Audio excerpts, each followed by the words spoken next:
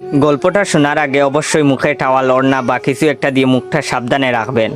মায়ের হাতে খেলানি খেলে আমি দায়ী না। বল্টু হ উচ্চারণ করতে পারে না, হকে গো বলে ফেলে। ক্লাসে নতুন ম্যাডাম এসেছে, এবার পরিচয় পর্ব শুরু হলো। ম্যাডাম বলল, হাই ছাত্রছাত্রীরা, আমি পাখি, এবার তোমাদের পরিচয় দাও দেখি। হাই আমি মন্টু, হাই আমি সেন্টু, এভাবে যে যার মতো পরিচয় দিল। এবার বল্টুর পালা। বল্টু বলল, গাই আমি বল্টু। ম্যাডাম বললেন, কি বললে হারামি? বল্টু বলল, গাই বললাম, আপনি আমাকে গাই বলেছেন, আমিও আপনাকে গাই বললাম। ম্যাডাম বললেন, কি তোর সাহস কি করে হলো আমাকে গাই বলতে? কে তোকে এসব বলতে বলেছে, বল আমাকে। বল্টু বলল, প্রধান শিক্ষক, তিনি বলেছেন ম্যাডাম এসে সবাইকে গাই বলবে, তোমরাও ম্যাডামকে গাই বলবে। বল্টুর কথা শুনে ম্যাডাম কাঁদা শুরু করলো। এমন সময় পাশের ঘর থেকে হেড স্যার আসলো। হেড স্যার আবার ক বলতে পারে না, ক কে প বলে ফেলে। হেড স্যার এসে বললেন, কি ব্যাপার ম্যাডাম, এভাবে পাচ্ছেন যে? প্রথম দিনেই ম্যাডাম রে এভাবে পাদানো হলো কেন? হেড স্যারের কথা শুনে ম্যাডাম আরো জুড়ে জুড়ে কাঁদা শুরু করলো।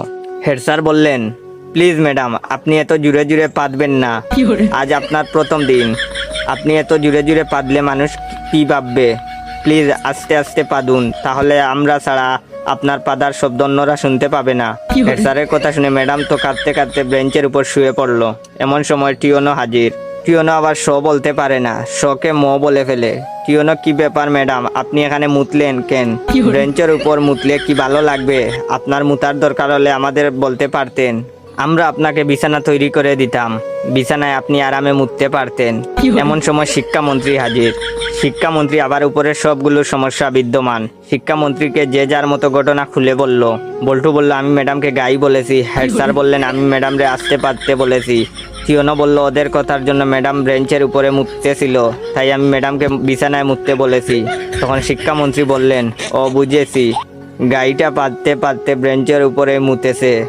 এটা শোনার পর ম্যাডাম তো বেহুশ।